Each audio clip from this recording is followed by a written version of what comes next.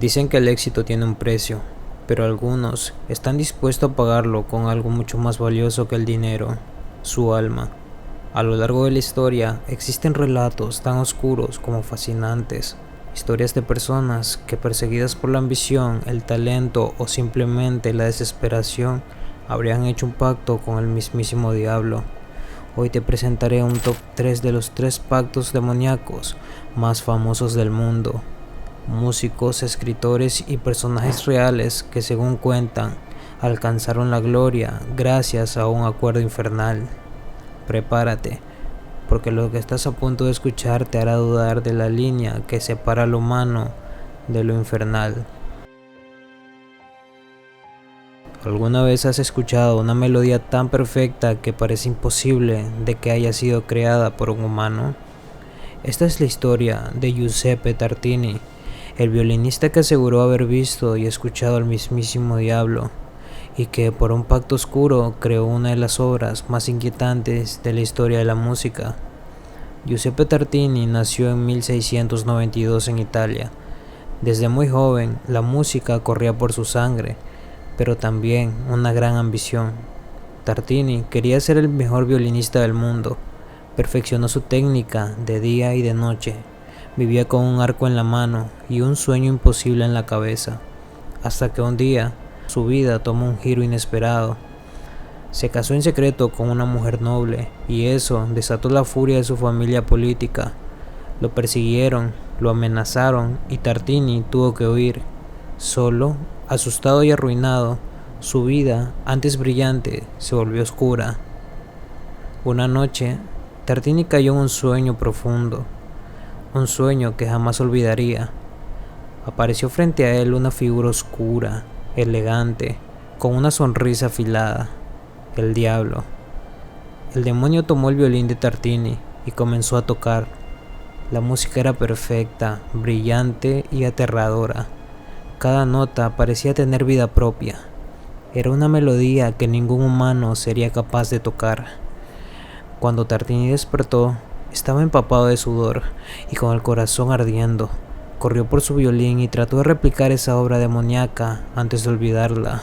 Y así nació la Sonata del Diablo, o como le conocen hoy, el Trino del Diablo. La pieza se convirtió en su obra maestra, pero Tartini no estaba satisfecho, porque nunca pudo tocarla tan perfectamente como lo hizo el diablo en su sueño. Cada interpretación le recordaba que la perfección no le pertenecía y que su talento tenía dueño.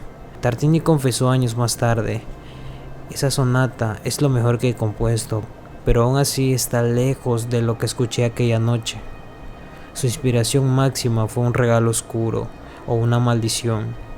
Hoy el Trino del Diablo sigue causando escalofríos. Es una de las piezas más difíciles para el violín en la historia. Dicen que quien logra tocarla perfectamente corre el riesgo de perder algo más que horas de práctica. Algunos violinistas aseguran que algo los observa mientras la interpretan, algo que espera cobrar su precio. ¿Acaso fue solo un sueño? ¿O Tartini realmente hizo un pacto con el diablo para alcanzar su ambición? Eso nunca lo sabremos.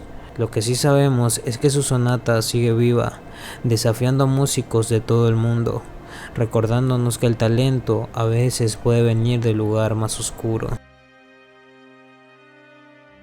Dicen que en un cruce de caminos a medianoche, un hombre hizo un trato con el diablo, y que desde ese momento se convirtió en una leyenda.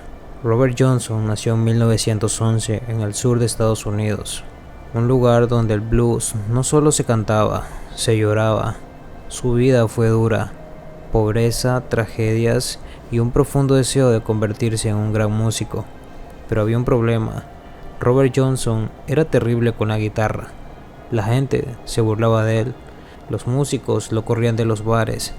Él estaba decidido a ser el mejor, y la desesperación lo llevó a buscar respuestas en un lugar oscuro.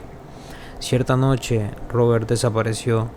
Nadie supo de él durante meses, pero la leyenda dice otra cosa.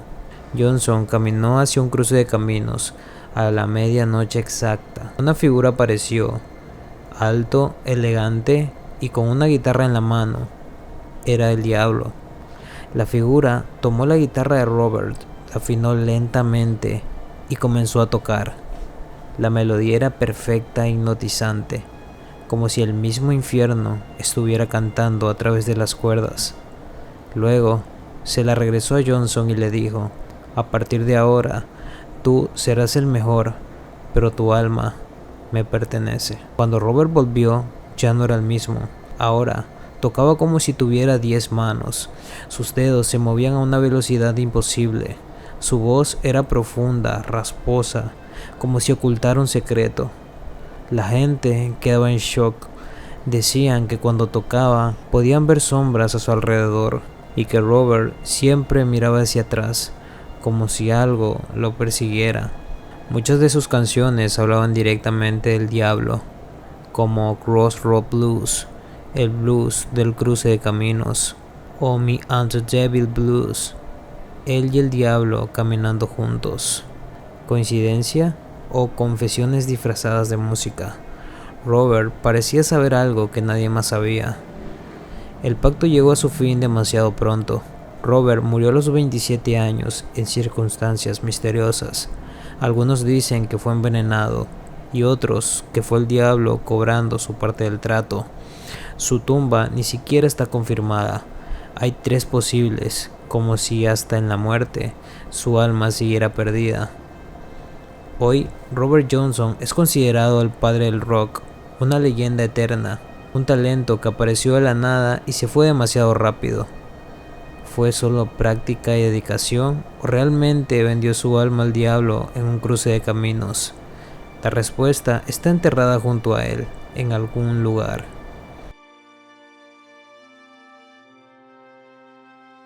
Teófilo vivió en el siglo VI, en una región del antiguo Imperio Romano. Era un hombre muy respetado dentro de la iglesia, fiel, inteligente y especialmente humilde. Tan humilde que cuando quisieron hacerlo obispo, él se negó. Sentía que no merecía ese honor, pero esa decisión lo llevó directo a la desesperación. Otro hombre fue elegido en su lugar, y ese obispo lo humilló públicamente, lo despojó de su cargo y su dignidad. El corazón de Teófilo se llenó de rabia, y una oscuridad comenzó a crecer en él. Cegado por el dolor, Teófilo buscó a un mago, un hechicero de la región, alguien que conocía los caminos prohibidos. El mago le ofreció una solución. Lo llevó a un lugar apartado en plena noche, y ahí Teófilo se encontró cara a cara con Satanás. El demonio le hizo un trato sencillo: devolverle su posición, su poder y su respeto. A cambio, renunciar a Cristo y firmar un contrato con su propia sangre. Teófilo dudó, pero la ambición pudo más. Así que firmó. El diablo sonrió y su destino quedó sellado. Al día siguiente ocurrió lo imposible. El obispo cayó en desgracia. Las autoridades religiosas, sin explicación, devolvieron a Teófilo a su antiguo cargo. Todos lo veían como un milagro, pero él sabía la verdad. Ya no era un siervo de Dios, era propiedad del infierno. Las noches se volvieron un tormento. Escuchaba voces, sentía manos invisibles arrastrándolo hacia las sombras. Comenzó a arrepentirse, pero el contrato era irrompible, o eso pensaba. Desesperado, Teófilo acudió a la única figura que aún podía escuchar su arrepentimiento, la Virgen María. Durante 40 días rogó y lloró, se declaró un penitente, pidió perdón una y otra vez, hasta que una noche María se le apareció y decidió ayudarlo. Ella bajó al infierno y recuperó el contrato firmado, lo puso a los pies de Teófilo. La prueba de su esclavitud había sido destruida. Al día siguiente, frente a toda la iglesia, confesó su pecado y tras esas últimas palabras cayó muerto. Algunos dicen que fue liberado, otros que el diablo vino por él. La historia de Teófilo se convirtió en la primera gran leyenda del pacto infernal. Después de él, muchas otras almas seguirían su camino. ¿Fue un ejemplo de redención divina?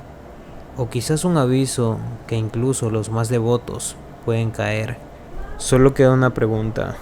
Si tú perdieras todo lo que amas, ¿a quién acudirías para recuperarlo? Y así concluimos este top 3 de personas que, según cuentan las leyendas, vendieron su alma al diablo. Historias donde la ambición supera el miedo, donde el deseo de poder o talento es tan grande que incluso el infierno parece una opción válida. Pero otra pregunta queda en el aire.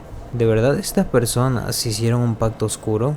¿O somos nosotros quienes buscamos explicaciones sobrenaturales a lo que no podemos comprender? Sea como sea, el misterio continúa, porque al final el diablo no siempre aparece con cuernos y cola, a veces se presenta como la oportunidad que siempre quisiste. Gracias por ver un capítulo más de los relatos de Tori. Si tienes alguna experiencia paranormal y quieres contarla, voy a dejar un correo en la parte de la descripción para que puedas enviarla. Y en caso de ser bastante perturbadora, la mostraré aquí. Te agradecería si le dieras like al video y compartieras para así poder llegar a más gente y seguir creciendo. Sin más, hasta luego.